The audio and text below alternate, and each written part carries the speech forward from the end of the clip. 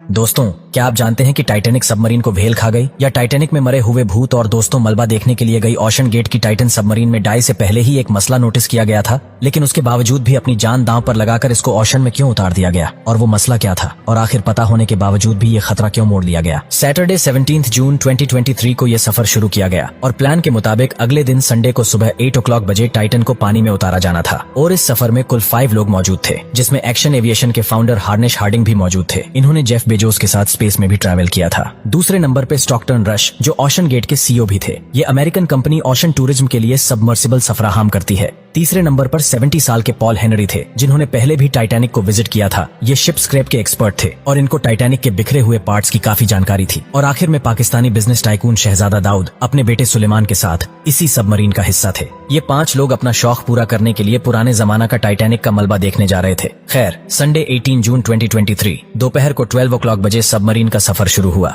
Normally Titanic तक पहुंचने में 2 घंटे लगते हैं, लेकिन 1 घंटे 45 मिनटों के बाद ही मदरशिप पोलर प्रिंस, जो के ऊपर वेट कर रही थी, उनका सबमरीन से कांटेक्ट टूट गया। अगर 2 घंटे टाइटैनिक तक पहुंचने में लगने थे, तो सिर्फ 15 मिनट पहले राब्ता टूटने का मतलब है कि सबमरीन टाइटैनिक के काफी करीब पहुंच चुकी होगी। इतनी गहराई में वायरलेस सिग्नल का टूटना एक नॉर्मल बात होती है, लेकिन पहले इस बात को ज्यादा सीरियस नहीं लिया गया। ये पूरा ट्रिप टोटल 7 घंटे का था। दोपहर 12 o'clock बजे से लेकर शाम को 7 o'clock बजे तक इनको वापस लौटना था, लेकिन जब शाम 7 o'clock बजे तक भी टाइटन से कोई भी कांटेक्ट ना हुआ और ना ही वो वापस लौटी, तो अब ऊपर खड़ी मदरशिप में मौजूद क्रू के पसीने छूटना शुरू हो गए। Canadian research whistle polar Prince ने टाइटन की तलाश शुरू कर दी। 9:40 पे उन्होंने यूएस फोर्स गार्ड से ये कांटेक्ट करके मदद मांग ली। अगले दिन मंडे को यूएस और कैनेडियन शिपर्स और प्लेनर्स ने पूरे एरिया में एक प्रॉपर सर्च ऑपरेशन शुरू कर दिया। उन्होंने सिर्फ समुद्र की सतह पर ही नहीं, बल्कि सुनार स्कैनिंग की मदद से पानी के अंदर भी अपनी तलाश जारी रखी। अगले 2 दिनों तक ये तलाश जारी रही, लेकिन टाइटन का कोई भी अता पता न चल सका। लेकिन फिर एक उम्मीद की किरण नजर आई। वेडनेसडे 21 जून को सुबह 6 o'clock बजे सर्च टीम को पानी की गहराइयों में से कुछ आवाजें सुनाई दी। ये आवाजें अंडर वाटर रडारर्स की मदद से सुनी गई थी।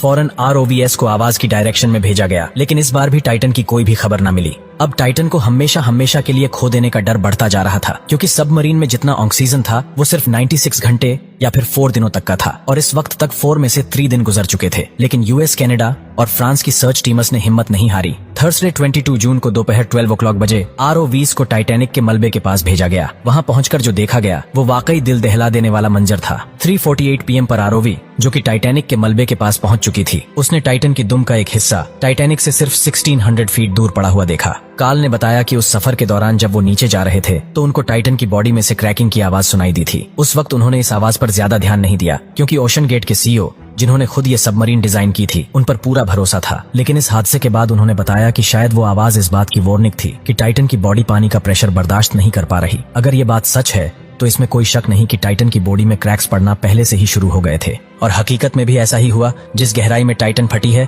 एक्सपर्ट का कहना है कि उसको फटने में सिर्फ 0.3 सेकंड लगे होंगे। जो दोस्तों आपको ये वीडियो पसंद आया हो तो लाइक, शेयर और सब्सक्राइब जरूर करें। आपका धन्यवाद।